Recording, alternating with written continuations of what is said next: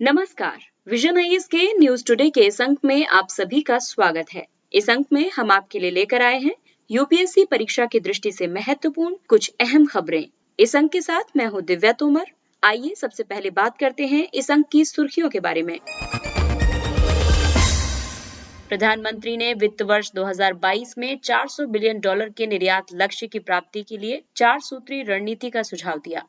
Petroleum और प्राकृतिक gas मंत्रालय द्वारा खुला रकबा लाइसेंसिंग नीति के छठे दौर की नीलामी आरंभ की गई। केरल उच्च न्यायालय ने फैसला किया कि वैवाहिक बलात्कार तलाक के लिए एक वैध आधार है।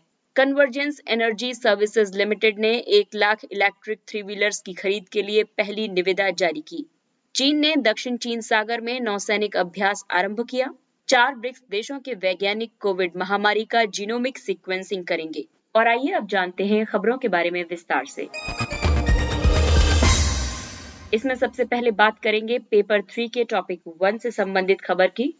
प्रधानमंत्री ने वित्त वर्ष 2022 में $400 बिलियन के निर्यात लक्ष्य की प्राप्ति के लिए 4 सूत्री रणनीति का सुझाव दिया है। प्रधानमंत्री ने निर्यात को बढ़ावा देने के लिए 4 कारकों को सूचीबद्ध किया है। उन्होंने विविधतापूर्ण निर्यात के लिए सभी हितधारकों से 75वें स्वतंत्रता दिवस के अवसर पर 75 नए उत्पादों और गंतव्यों की पहचान करने का आग्रह भी किया है।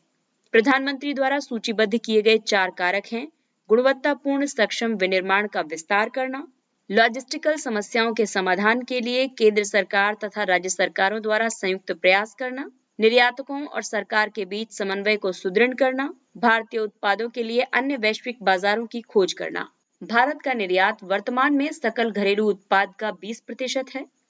भारतीय निर्यात में कुछ ही क्षेत्रों से संबंधित वस्तुएं शामिल हैं। इनमें पेट्रोलियम उत्पाद, रत्न और आभूषण, इंजीनियरिंग सामान और फार्मास्यूटिकल्स आदि मुख्य क्षेत्र हैं। इसलिए भारत को अपने निर्यात में विविधीकरण करने की आवश्यकता है। भारत के लिए शीर्ष 3 निर्यात गंतव्य हैं: संयुक्त राज्य अमेरिका, चीन और संयुक्त अरब अमीरात। भारत सरकार द्वारा संचालित की जा रही निर्यात प्रोत्साहन योजनाएं हैं।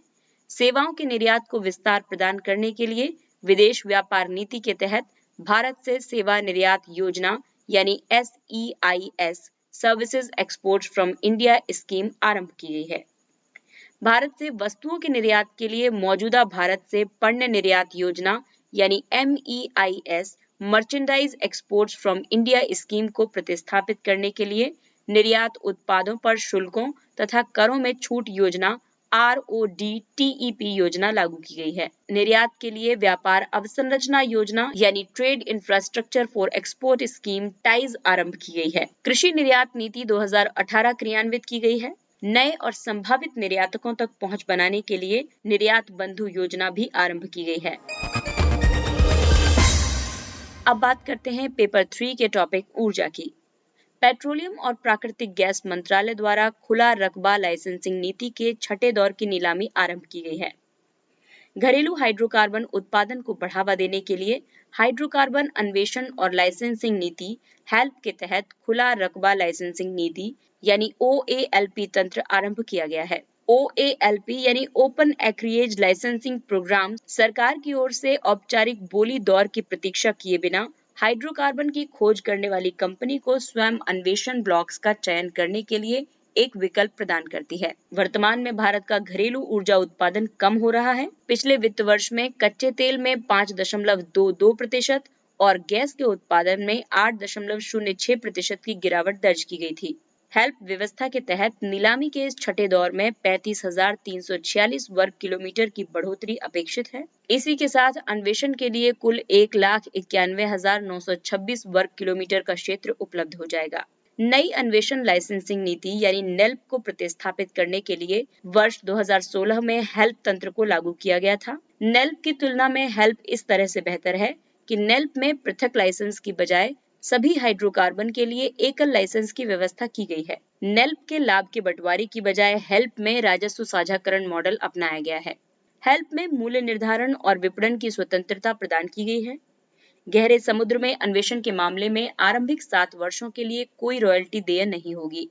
इसके बाद रॉयल्टी की निम्न दरें अधिक गहराई में अपतटीय अन्वेषण यानी अल्ट्रा डीप ऑफशोर में 2% से लेकर भूमि पर 12.5% तक की अलग अलग दरें लागू की गई हैं। प्रारंभिक उत्पादन के लिए रॉयल्टी दरों में अतिरिक्त रियायत प्रदान की गई है। हेल्प के अंतर्गत सरलीकृत विवाद समाधान तंत्र उपलब्ध है। अगली खबर पेपर 1 और 2 दोनों के लिए इम्पोर्टेंट है। ये पेपर 1 में महिलाओं से संबंधित जितने भी टॉपिक्स हैं उसमें आप ऐड ऑन कर सकते हैं। और इसके अलावा पेपर 2 में एक टॉपिक है कि संवेदनशील वर्गों के लिए कल्याणकारी योजनाएं या फिर संवेदनशील वर्गों की रक्षा और बेहतरी के लिए क्या क्या कानून बनाए जा रहे हैं, क्या क्या तंत्र गठित किए गए हैं। तो उसमें ये एक पॉइंट हो सकता है, इसको आप मेंस के पॉइंट ऑफ व्यू से देखें तो ज्यादा बेहतर होगा। तो आइए अब बात करते हैं, महिलाओं से संबंधित एक महत्वपूर्ण निर्णय लिया गया है। केरल उच्च न्यायालय ने यह फैसला किया है कि वैवाहिक बलात्कार तलाक के लिए एक वैध आधार है। केरल उच्च न्यायालय ने एक महत्वपूर्ण निर्णय में यह स्पष्ट किया कि वैवाहिक बलात्कार तलाक के लिए एक वैध आधार है। हालांकि भारत में वैवाहिक बलात्कार के लिए दंड का प्रावधान नहीं है। विवाह में पति या पत्नी के पास पीड़ित नहीं होने का एक विकल्प होता है। ये एक नैसर्गिक कानून है और संविधान के तहत गारंटीकृत स्वायत्तता के लिए मौलिक है। न्यायालय द्वारा तलाक को अस्वीकार करके कानून पति या पत्नी को उसकी इच्छा के विरुद्ध पीड़ित होने के लिए विवश नहीं कर सकता है। भारतीय दंड संहिता की धारा 375 के अनुसार यदि कोई पुरुष अपनी पत्नी के साथ सेक्सुअल रिलेशनशिप बनाता है और अगर उसकी पत्नी 15 वर्ष से कम आयु की नहीं है तो वो बलात्कार की श्रेणी में नहीं आता है। इस तरह ये धारा ऐसे कृत्यों को कानून से प्रतिरक्षा प्रदान करती है। भारत उन 36 देशों में से है जहां वैवाहिक बलात्कार विधिक अपराध नहीं है। महिलाओं के प्रति भेदभाव के सभी रूपों के उन्मूलन पर कन्वेंशन CEDAW ने वर्ष 2013 में अनुशंसा की थी कि भारत सरकार को वैवाहिक बलात्कार को अपराध घोषित करना चाहिए। वर्ष 2012 के सामूहिक बलात्कार मामले के बाद देशव्यापी विरोध के बीच गठित JS वर्मा समिति ने भी वैवाहिक बलात्कार को अपराध घोषित करने की अनुशंसा की थी। भारत में महिलाओं के लिए उपलब्ध विधिक प्रावधानों की बात करें तो धारा 498A महिलाओं के साथ उनके पति या उनके पति के किसी रिश्तेदार द्वारा किए गए क्रूरतापूर्ण व्यवहार से संबंधित है। भारतीय कानून के घरेलू हिंसा अधिनियम 2005 बलपूर्वक लैंगिक संबंध बनाने के कृत्य को दंडनीय बनाता है। हालांकि कानूनी रूप से एक मजिस्ट्रेट को अपनी पत्नी के साथ बलात्कार करने वाले किसी व्यक्ति के कृत्य को अपराध घोषित करने की पूर्ण शक्ति प्राप्त नहीं है और न ही उस व्यक्ति को दंड दिया जा सकता है। अगली खबर पेपर 3 के टॉपिक नई प्रौद्योगिकी के विकास से संबंधित है। कन्वर्जेंस एनर्जी सर्विसेज लिमिटेड ने 1 लाख इलेक्ट्रिक 3 व्हीलर्स की खरीद के लिए अपनी तरह की पहली निविदा जारी की है। Convergence energy services limited energy efficiency services limited की एक सहायक कंपनी है। CESL ने नगरपालिका ठोस अपशिष्ट संग्रहण, फ्रेट लोडर्स, खाद्य और वैक्सीन परिवहन तथा यात्री ऑटो में इलेक्ट्रिक 3 व्हीलर्स का उपयोग करने के लिए E3W यानी इलेक्ट्रिक 3 व्हीलर्स के लिए मूल उपकरण निर्माताओं से प्रस्ताव आमंत्रित किए हैं। प्रशीतित शीत भंडारण और वैक्सीन अभियान के लिए E3W वाहनों का प्रयोग भारत के कोविड से उबरने के प्रयासों को हरित और पर्यावरण के अनुकूल बनाने में सहायता कर सकता है। इसके अलावा सभी E3 व्हीलर्स को भारत में इलेक्ट्रॉनिक हाइब्रिड वाहनों का तीव्र अंगीकरण और विनिर्माण यानी FAME 2 नीति की आवश्यकताओं का अनुपालन करना होगा। CESL को United state agency for international development USAID के smart power for advancing reliability and connectivity यानी SPARK कार्यक्रम द्वारा समर्थन प्रदान किया गया है। ये विद्युत वितरण इकाइयों के प्रदर्शन में सुधार और आधुनिकीकरण के लिए विद्युत मंत्रालय और USAID का एक 3 वर्षीय द्विपक्षीय कार्यक्रम है। FAME को भारी उद्योग विभाग के तहत वर्ष 2015 में राष्ट्रीय विद्युत गतिशीलता मिशन योजना 2020 के हिस्से के रूप में अधिसूचित किया गया था। FAME हाइब्रिड या इलेक्ट्रिक वाहनों के बाजार विकास और विनिर्माण तंत्र का समर्थन करने पर केंद्रित है। FAME के दूसरे चरण जो कि 2019 से 2022 तक है, इसमें ई-बसों, E3 व्हीलर्स और E4 व्हीलर्स एवं यात्री कारों का समर्थन करके मांग उत्पन्न करने के लिए 10,000 करोड़ रुपए का परिव्यय निर्धारित किया गया है। अगली खबर टॉपिक 3 के सीमावर्ती क्षेत्रों में सुरक्षा चुनौतियों से संबंधित है। चीन ने दक्षिण चीन सागर में नौसैनिक अभ्यास आरंभ किया। हिंद प्रशांत क्षेत्र में अमेरिका द्वारा किए जा रहे सैन्य अभ्यास के बीच चीन ने भी विवादित दक्षिण चीन सागर में 5 दिवसीय नौसैनिक अभ्यास आरंभ कर दिया है। भारतीय नौसेना भी दक्षिण चीन सागर, पश्चिमी प्रशांत और दक्षिण पूर्व एशिया में एक नौसैनिक कार्य समूह को तैनात कर रही है। इसका उद्देश्य सामरिक रूप से महत्वपूर्ण समुद्री मार्गों में अपने प्रभाव को बढ़ाना है। हाल ही में भारत ने 11वें पूर्वी एशिया शिखर सम्मेलन में ये मत प्रस्तुत किया था कि दक्षिण चीन सागर पर आचार संहिता पूर्णतः समुद्री विधि पर संयुक्त राष्ट्र अभिसमय यानी अंक्लोज 1982 के अनुरूप होनी चाहिए। दक्षिणी चीन सागर का काफी महत्व है और वो है इसकी सामरिक स्थिति की वजह से, क्योंकि ये एशिया को यूरोप और अफ्रीका से जोड़ने वाला एक प्रमुख समुद्री मार्ग है। इसके अलावा इसमें मौजूद प्राकृतिक संसाधन इसे महत्वपूर्ण बनाते हैं। एक अनुमान के मुताबिक दक्षिण चीन सागर में प्राकृतिक गैस और तेल के व्यापक भंडार मौजूद हैं। ओएनजीसी विदेश तेल एवं प्राकृतिक गैस लिमिटेड की एक विदेशी शाखा है। इसके वियतनाम के 2 हाइड्रोकार्बन ब्लॉक्स में 45 और 100% की हिस्सेदारी है। हालांकि दक्षिणी चीन सागर से संबंधित कई मुद्दे भी हैं, जैसे क्षेत्रीय संघर्ष, अंतर्राष्ट्रीय नियमों का उल्लंघन। जैसे चीन ने वर्ष 2016 में अंक्लोज मध्यस्थता अधिकरण के निर्णय को अस्वीकार कर दिया था।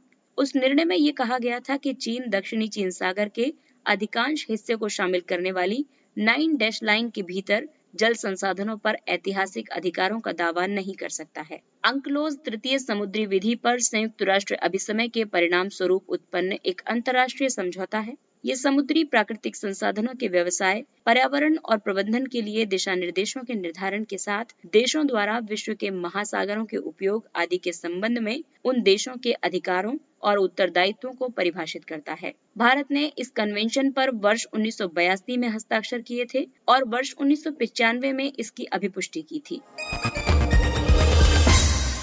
अगली खबर पेपर 3 के विज्ञान एवं प्रौद्योगिकी टॉपिक से। 4 ब्रिक्स देशों के वैज्ञानिक कोविड-19 महामारी का गुणसूत्रीय अनुक्रमण यानी जीनोमिक सीक्वेंसिंग करेंगे। भारतीय वैज्ञानिक चीन, रूस और ब्राजील के वैज्ञानिकों के साथ मिलकर SARS-CoV-2 का गुणसूत्रीय अनुक्रमण करेंगे। साथ ही कोविड-19 महामारी के महामारी विज्ञान और उसकी गणितीय मॉडलिंग का भी अध्ययन करेंगे।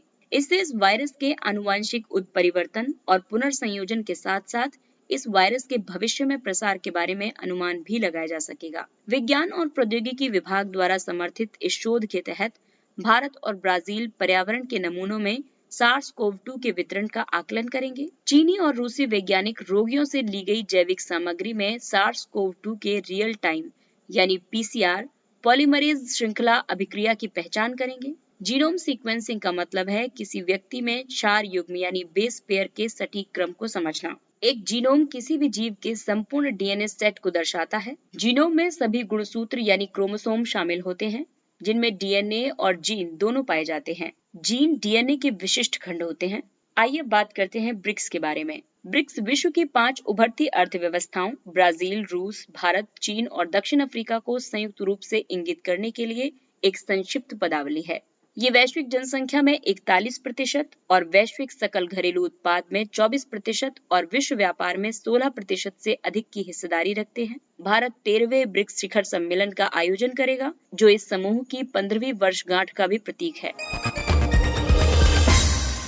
आइए बात करते हैं कुछ अन्य महत्वपूर्ण सुर्खियों की। G20 डिजिटल मंत्रियों की बैठक की मेजबानी इटली के ट्राइस्टे शहर द्वारा की गई थी। इस बैठक में डिजिटलीकरण का लाभ उठाने के लिए लचीला, मजबूत, सतत और समावेशी विकास मॉडल अपनाने की घोषणा की गई है। भारत में डिजिटलीकरण की दिशा में उठाए गए कदम हैं डिजिटल इंडिया मिशन। इसके अलावा 1.29 बिलियन उपयोगकर्ताओं को डिजिटल पहचान आधार कार्ड प्रदान किए गए। 430 मिलियन निर्धन लोगों के बैंक खाते खोले गए। प्रत्यक्ष लाभ अंतरण की शुरुआत की गई। G20 19 देशों और यूरोपीय संघ का एक अनौपचारिक समूह है। ये विश्व की 2/3 आबादी और वैश्विक सकल घरेलू उत्पाद का 85% का प्रतिनिधित्व करता है। मुद्रास्फीति जनित मंदी यानी स्टैगफ्लेशन। हाल ही में भारतीय रिजर्व बैंक की मौद्रिक नीति समिति MPC ने नीति दर को 4% पर अपरिवर्तित रखने का निर्णय लिया है। ये फैसला मुद्रास्फीति पूर्वानुमान में वृद्धि के बावजूद मुद्रास्फीति जनित मंदी की दुविधा को दर्शाते हुए लिया गया है। मुद्रास्फीति जनित मंदी यानी स्टैगफ्लेशन एक आर्थिक स्थिति है जिसमें मुद्रास्फीति की दर अधिक होती है, आर्थिक समृद्धि दर धीमी होती है और बेरोजगारी निरंतर उच्च बनी रहती है। ये सरकार के लिए एक दुविधापूर्ण स्थिति उत्पन्न करती है, क्योंकि मुद्रास्फीति को कम करने के लिए किए गए अधिकांश प्रयास बेरोजगारी के स्तर को बढ़ा सकते हैं और बेरोजगारी को कम करने के लिए बनाई गई नीतियां मुद्रास्फीति की स्थिति को और अधिक प्रतिकूल कर सकती हैं। विद्युत क्षेत्र के लिए सुधार और विनियामक ज्ञान आधार। ये विविध पृष्ठभूमि के पेशेवरों को विनियामक प्रशिक्षण प्रदान करने के लिए विद्युत मंत्रालय द्वारा आरंभ किया गया एक ई प्रमाणन कार्यक्रम है। इसके अलावा एक विनियामक डेटा डैशबोर्ड भी लॉन्च किया गया है। ये डेटा का एक ई सार संग्रह है। इसमें प्रशुल्क और डिस्कॉम के प्रदर्शन के राज्यवार विवरण शामिल हैं। ये समय के साथ और विद्युत क्षेत्र की इकाइयों में इस प्रदर्शन की बेंचमार्किंग में सहायता करेगा। इस प्रकार ये सुधार के क्षेत्रों की पहचान में मदद करेगा। दोनों को IIT कानपुर द्वारा विकसित किया गया है। आइए अब बात करते हैं सुर्खियों में रहे व्यक्तित्व के बारे में। मेजर ध्यानचंद। भारत के सर्वोच्च खेल सम्मान खेल रत्न पुरस्कार का नाम बदलकर मेजर ध्यानचंद खेल रत्न पुरस्कार कर दिया गया है। इससे पहले इस पुरस्कार का नाम पूर्व प्रधानमंत्री राजीव गांधी के नाम पर रखा गया था। आपको बता दें कि मेजर ध्यानचंद ने वर्ष 1928, वर्ष 1932 और वर्ष 1936 के ग्रीष्मकालीन ओलंपिक में स्वर्ण पदक प्राप्त किए थे। इस तरह उन्होंने भारत को ओलंपिक की अपनी प्रथम हैट्रिक पूर्ण करने में सहायता प्रदान करने में महत्वपूर्ण भूमिका निभाई थी। मेजर ध्यानचंद को वर्ष 1956 में पद्म भूषण से सम्मानित किया गया था। हॉकी के इस दिग्गज को सम्मानित करने के लिए 29 अगस्त को उनके जन्म दिवस पर राष्ट्रीय खेल दिवस मनाया जाता है। अवनींद्रनाथ टैगोर। इस प्रतिष्ठित कलाकार की 150वीं जयंती का उत्सव आरंभ हो चुका है। अवनींद्रनाथ टैगोर रविन्द्रनाथ टैगोर के भतीजे थे और भारतीय कला में स्वदेशी मूल्यों के प्रथम प्रमुख समर्थक थे। उन्होंने पहले Indian society of oriental art की स्थापना की थी।